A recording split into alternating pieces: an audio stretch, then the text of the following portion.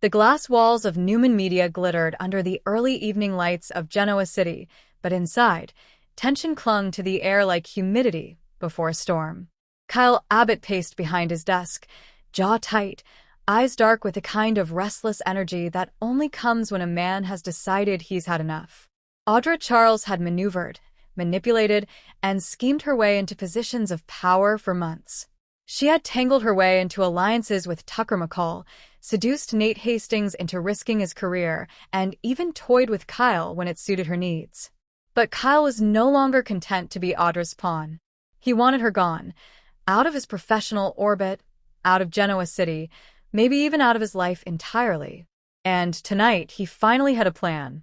A calculated strategy. Kyle leaned across his desk, staring at the open folder of documents he'd been assembling all week. Audra's ambition had made her sloppy. A few questionable contracts with out-of-town associates, some whispers of insider information traded for favors, and, most damningly, her attempts to use Newman's name to leverage backdoor deals without board approval. It wasn't enough to ruin her career outright, but it was enough to raise eyebrows.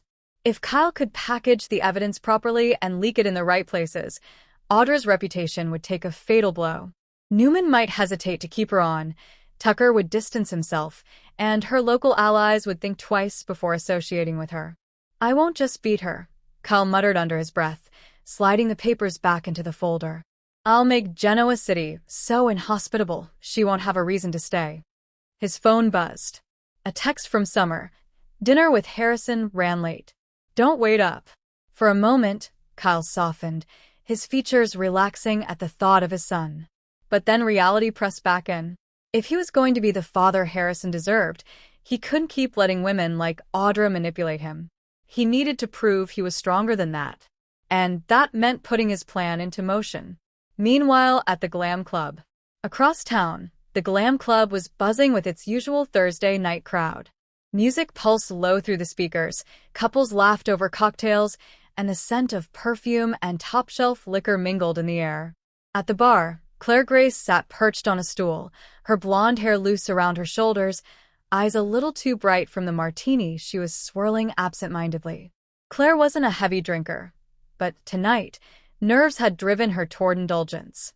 Holden Rogers, dashing, enigmatic, and far too good at keeping secrets, had just walked in, and Claire wasn't about to waste the opportunity. "Holden," she called, her voice carrying across the bar with a tipsy warmth. He smiled faintly, adjusting his cufflinks as he approached.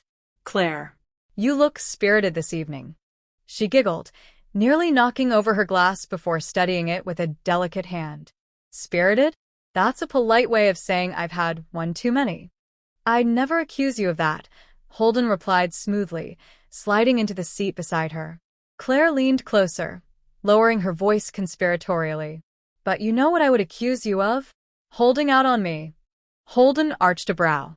"Is that so?" "Yes," Claire said, her tone suddenly sharper beneath the haze of alcohol. "You're always in the middle of things, Holden. Whispers about Tucker, about Audra, even about Kyle. And yet, whenever I ask, you clam up." "I prefer discretion," he countered, sipping his drink. "Well, tonight I prefer honesty," she shot back, tapping her manicured nail against his glass. "So spill it. What's Audra plotting now? And don't you dare give me that charming smirk and say you don't know." The pressure builds. Holden chuckled softly, impressed despite himself.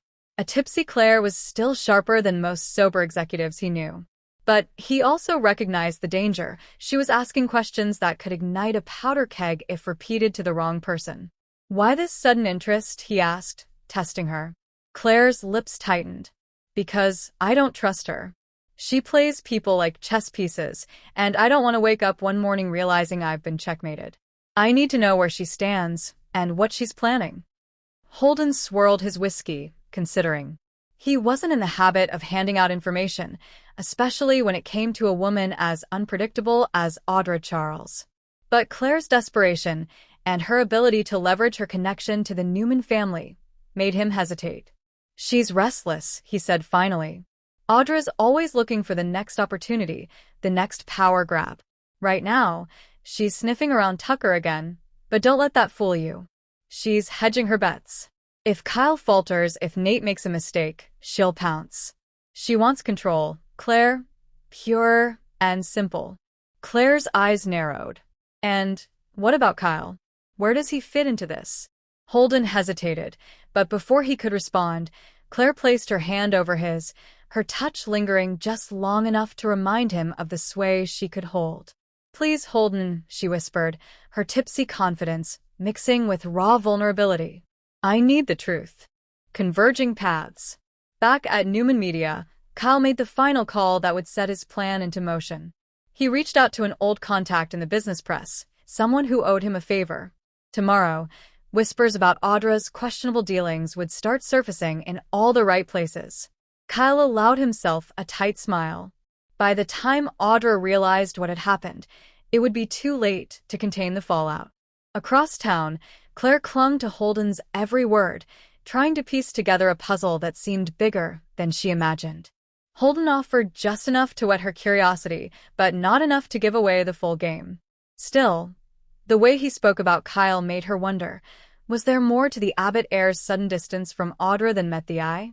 As the night wound down, Claire's martini glass sat empty, her mind spinning faster than her steps as she left the bar. Holden watched her go, his expression unreadable. He knew the storm brewing between Kyle and Audra, and now, thanks to Claire's persistence, he suspected she would find herself caught in the middle. The coming fallout. By morning, the first ripples would reach Newman's boardroom. Audra would feel the sting of betrayal without yet knowing the source. Kyle would stand taller, convinced he was finally free of her manipulations. And Claire? She would nurse a hangover, and a dangerous piece of intel that might force her to choose sides sooner than she ever intended. Because in Genoa City, no plan stays secret for long. And when Kyle's scheme collided with Claire's curiosity, someone was bound to get burned.